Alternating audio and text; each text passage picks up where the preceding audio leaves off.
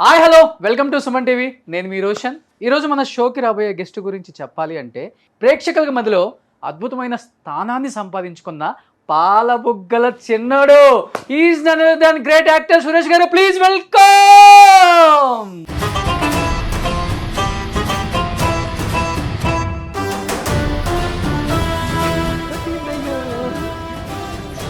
పాలబుగ్గలు నిజంగా చెప్తున్నారా? నిజంగా ఉన్నాయా? ఒకసారి ఈ పాలబుగ్గలు టచ్ చేస్తున్నాను చూడండి. 40 years బ్యాక్ వెళ్ళి చూసుకుంటే ఓ మై గాడ్, నేనేనా ఇది? ఇంత జర్నీ చేశానా? ఇన్ని సినిమాలు చేశానా?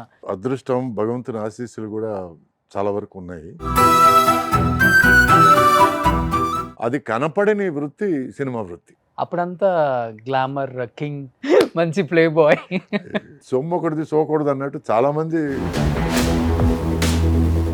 ప్లేలు చేశారు. బాయ్ పేరు నాకే వచ్చింది. చిరంజీవి గారు, బాలకృష్ణ గారు, నాగార్జున గారు, వెంకటేష్ గారు తర్వాత సురేష్ గారే ఆ స్థానం. కానీ ఎక్కడో చిన్నపాటు పొరపాటు అయితే జరిగింది ఆయన లైఫ్లో. పులిని చూసి నక్కవాత పెట్టుకున్నట్టు ఉండకూడదు అనేది నా. సో భానుప్రియ గారు ఎక్కడో ఒక చిన్న స్టేట్మెంట్ నేను ఎక్కడో చూశాను సార్. 1980s రీయూనియన్ వాళ్ళు నన్ను ఎవరు పిలవరు, నేను వెళ్ళను అందుకే అని. ఆమె ఎప్పుడు రారా లేకపోతే? పిలవని పేరెంటాలు కూడా జరుగుతుంటాయి. దయచేసి అర్థం చేసుకొని ఆలోచించి తర్వాత కమెంట్లు వేయండి. ఇష్టపడి పెళ్లి చేసుకొని ఒక బిడ్డను కన్న తర్వాత విడాకులు తీసుకునే పరిస్థితి దాకా వచ్చింది కదా మీ జీవితం. ఏమనిపించింది సార్ ఆ క్షణంలో ఒక్కసారిగా? నన్ను ఇంట్లోంచి తరిమేయకుండా ఉంటే పెళ్లి చేసుకునేవాడిని కాదేమో. మీ లైఫ్లో అంత సంతోషంగా ఉండగలిగారు, మీరిద్దరు ఎందుకు విడిపోయారు? మరి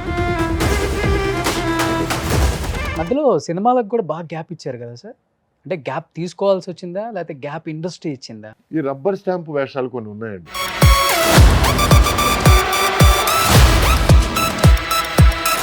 రోజా సినిమా మీరు చేయాలి, అరవింద్ స్వామి గారు కాకుండా. అలాంటి ఒక సూపర్ డూపర్ హిట్ సినిమాకి హీరోగా సురేష్ గారు సెలెక్ట్ అయిపోయి ఒక సినిమా కోసం ఒక ప్రొడ్యూసర్ గారు, నీకోసం నేను సినిమా ఆపుకోవాలా, నీకు ఇన్ని హిట్స్ ఇచ్చాను, నువ్వు ఆ సినిమా మానేసి నా సినిమా చేయవా? లేదు, అది ఆ ఆఫర్ బాగుంది, నేను మీకు నో. సార్ మీ జర్నీలో ఒక వ్యక్తి గురించి అడగకుండా ఫినిష్ చేయలేము అసలుకి. సౌందర్య గారు తొందరగా తీసుకెళ్ళడం అన్యాయం. సార్ మీ విషయంలో చూస్తే ఎవరితో కాంట్రవర్సీ ఉండదు, ఎవరితో గొడవ పెట్టుకోరు కదా. మరి ఒక హీరోయిన్తో ఏంటి ఆల్మోస్ట్ 10 సంవత్సరాలు మాట్లాడకుండా 10 హిట్లు కొట్టారంట. ఎవరు ఆ హీరోయిన్? విజయశాంతి. విజయశాంతి సినిమాలో నేను ఉండకూడదని. Avira Women's Day special offer 50% off on IUI IVF valid till 8th March. Hi hello welcome to Suman TV. నేను మీ రోషన్.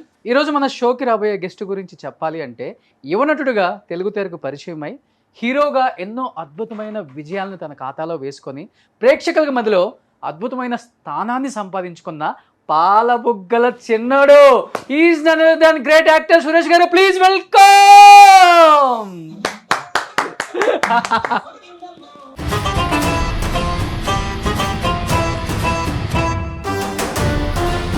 సో సురేష్ గారు 6 అడుగుల ఆజానుభావుడు. సో ఇప్పుడు అనుకుంటున్నాం మేము హీరో అంటే అలా ఉండాలి, ఇలా ఉండాలి, 6 ప్యాక్ ఉండాలి, ఒడ్డు పొడుగు బాగుండాలి, మంచి అందంగా ఉండాలి అనుకుంటాం. అప్పుడులో పాలబుగ్గల చిన్నోడు అంటే ఒకసారి పాలబుగ్గలు టచ్ చేస్తున్నాను చూడండి.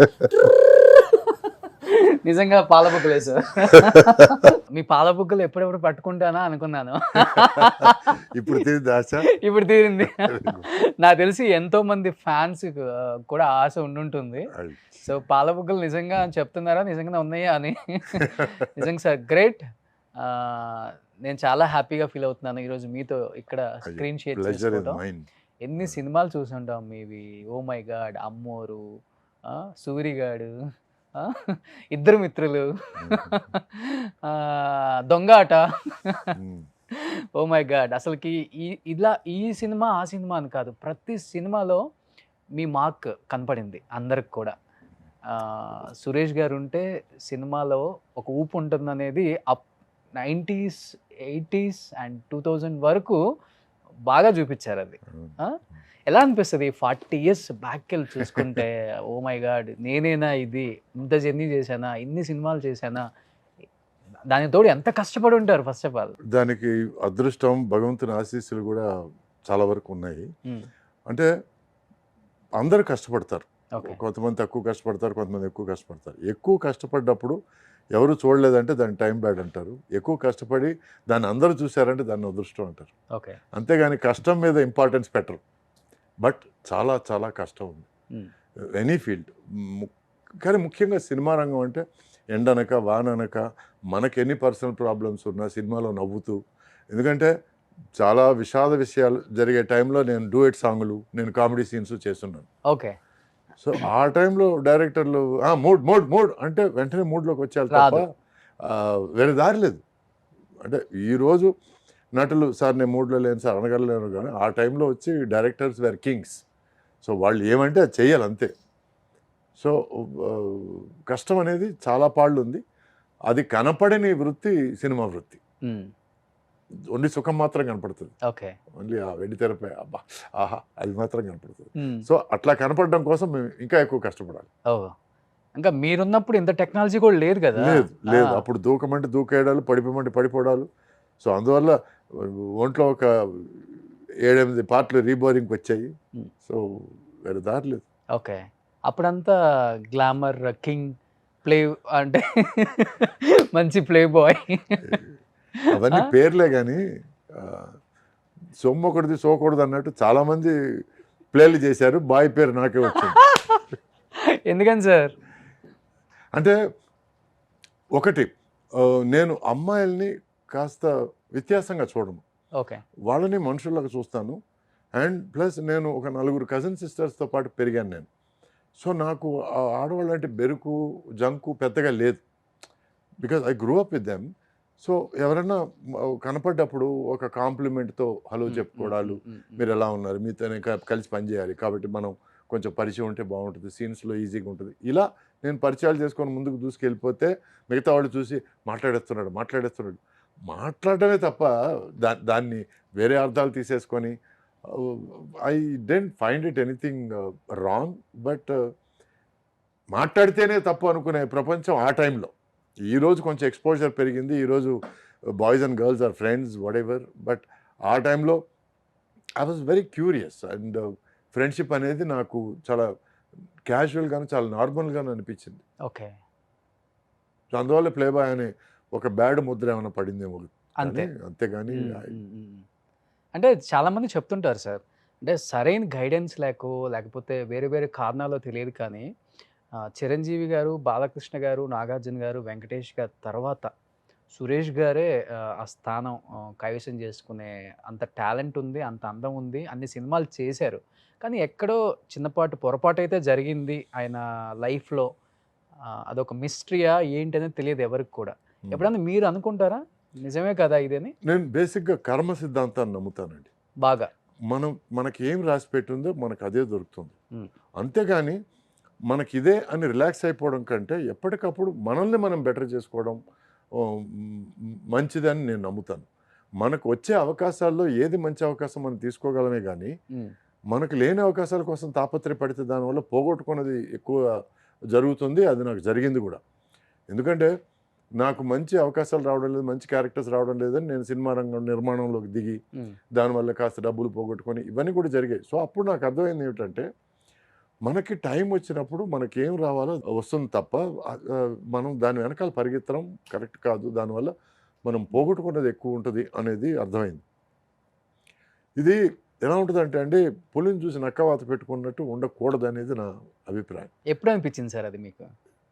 డబ్బులు పోగొట్టుకున్న అంటే ఒక ఏజ్లో 35-36 అనిపించింది. నేను మొదటి నుంచి అండి, నేను యాక్చువల్గా స్టార్ట్ అయింది ఒక కెరీరు, ఒక అసిస్టెంట్ డైరెక్టర్ గాను, ఒక ఎడిటింగ్ అసిస్టెంట్ గాను స్టార్ట్ అయ్యాను. ఎందుకు స్టార్ట్ అయిందంటే కెరీర్ అట్లా మా ఫాదర్ ఫైనాన్షియల్గా ఒక సినిమా తీసి దెబ్బతిని ఇంకా మాకు కొంచెం కష్టం అనిపించే టైంలో నేను కూడా అంతా వదిలేసి అమెరికా వెళ్ళిపోయి చదువుకోవడం. మా రిలేటివ్స్ ఉన్నారు అమెరికాలో. సో అక్కడికి వెళ్ళి చదువుకోవడం కంటే ఇక్కడ ఉండి కుటుంబానికి హెల్ప్ చేయాలన్నది నా తాపత్రయంతో నేను ఇలా సైడు మా ఇంట్లో చెప్పకుండా ఒక అసిస్టెంట్ డైరెక్టర్ గాను, నైట్ టైము ఎడిటింగ్ అసిస్టెంట్ గాను, ఆ తర్వాత మార్నింగ్ 6 to 9:30, 10 సంపత్ మాస్టర్ దగ్గర ఒక అసిస్టెంట్ డాన్సర్ గాను ట్రైనింగ్ అయ్యి, సో ఇది జరుగుతూ ఎంతో కొంత సంపాదిస్తే చాలు, ఎంతో కొంత తీసుకెళ్ళి ఇంట్లో మనం కాంట్రిబ్యూట్ చేస్తే చాలు అనుకునే టైంలో ఎడిటింగ్ రూమ్లో నేను ఫిల్మ్ క్యాన్స్ తీసుకెళ్తుంటే ఒక రూమ్ నుంచి ఇంకో రూమ్కి డైరెక్టర్ భారతి గారు, డైరెక్టర్ వాసు గారు అని తమిళ్లో ఇద్దరు ఇప్పుడు పెద్ద డైరెక్టర్లు,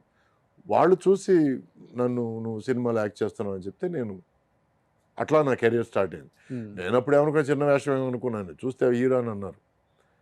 సో అప్పటికీ నాకు హీరో అర్హతలు ఉంటాయని నాకు తెలియదు. ఎందుకంటే మా ఫాదర్ మొదటి నుంచి కలర్ అంటే కృష్ణ గారి లాగా ఉండాలి, స్టైల్ అంటే నాగేశ్వర గారి లాగా ఉండాలి, టీవీ గాంభీర్యం అంటే ఎన్టీఆర్ గారి లాగా ఉండాలి, నాజుకుతనం అంటే సోహన్ బాబు గారి లాగా ఉండాలి, నువ్వే నీ మొహం చూడు అని కొంచెం మొదటి నుంచి నన్ను కొంచెం మా నాన్నే. అదేంటి, మీరు అందంగానే ఉంటారు కదా సార్. అప్పట్లో ఏముందండి, అప్పట్లో కొంచెం ఆ అడాలసెన్స్లో కొంచెం మొటిమలు అవి పెట్టుకొని కొంచెం లైట్గా దరిద్రంగానే ఉన్నాను నేను చూడడానికి. సో పోను కొంచెం ఏమైనా బెటర్ అవుతావు కానీ ఇప్పటికీ నన్ను ఎవరైనా సార్ మీరు అందగాడు సార్ అంటే నాకు ఎక్కడ మొహం పెట్టుకోవాలి తెలియదు, మోసేస్తున్నారేమో అని చిన్న డౌట్ తప్ప. ఎందుకంటే చిన్నప్పటి నుంచి నాకు ఇచ్చిన ఇన్సెక్యూరిటీ అది, మా ఫాదర్ నాకు ఇచ్చిన ఇన్సెక్యూరిటీ. సో ఇలా నా కెరియర్ స్టార్ట్ అయ్యి నేను యాక్టర్ అయితే చాలు, నేను ఫ్యామిలీకి నేను కాంట్రిబ్యూట్ చేయగలిగితే చాలు అన్న ఒక పొజిషన్ నుంచి ఒక హీరో అయ్యి ఇన్ని సినిమాలు హీరోగా చేశానంటే అది నా అదృష్టం అనుకుంటున్నాను. 500 above లేదండి, films చేశారా? 346 యాజ్ ఎ హీరోగా. As a hero 200 దాటిందండి. బా, అంటే తమిళ్లో ఆల్రెడీ 100 దాటి ఆ తర్వాతే ఫుల్ టైం తెలుగుకి వచ్చాను నేను. తెలుగుకు రావడానికి కారణం కూడా ఏంటంటే తమిళ్లో నేను ఎక్కడో ఒక మూస పాత్రలో ఒక lover boy hero, lover bye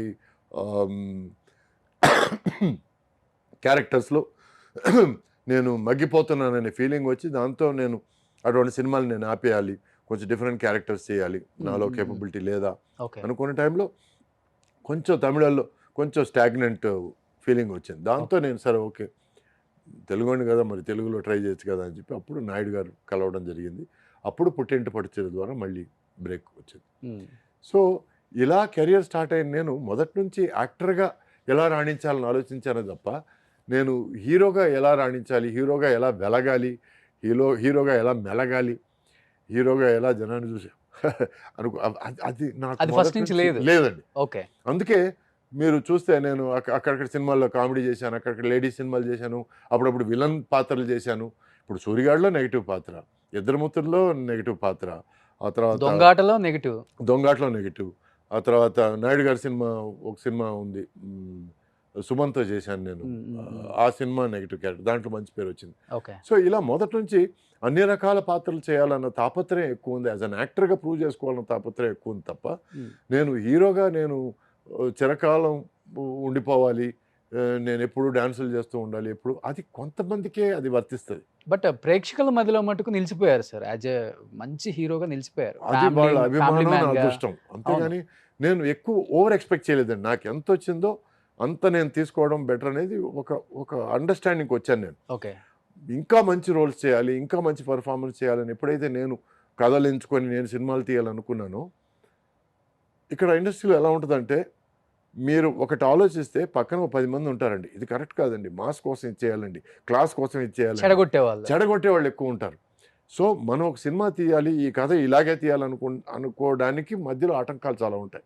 ఈ ఆటంకాలు నాకు చాలా జరిగాయి, దానివల్ల డబ్బులు పోగొట్టుకునే పరిస్థితి ఏర్పడింది. అప్పటి నుంచి నేను మనం హీరోగా మనం సినిమాలు తీసుకుంటే దాన్ని బయర్స్ కానీ వేరే దాన్ని కమర్షియల్గా వాడుకునే వాళ్ళు ఎక్కువ వాడుకోవచ్చు అనే ఆలోచన వచ్చింది, అని నిర్ధారణ వచ్చింది.